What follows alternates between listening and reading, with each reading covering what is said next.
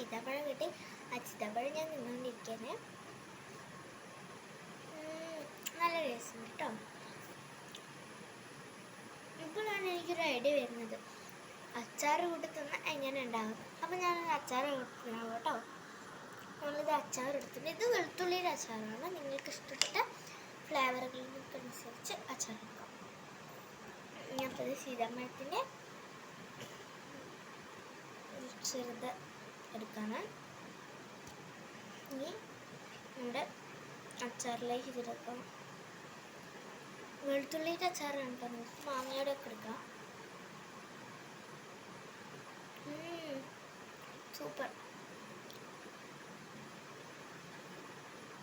അപ്പോൾ എനിക്ക് തോന്നുന്നത് അച്ചാറിൽ ഇത് സീതാപ്പഴം ഇട്ട് കഴിഞ്ഞാൽ സീതാപ്പഴത്തിന് നല്ല ഭംഗിയിലൊരു അച്ചാറാവുമെന്നാണ് തോന്നുന്നത്. കാരണം അത്രയ്ക്ക് നല്ല ടേസ്റ്റ് വരുന്നുണ്ട്.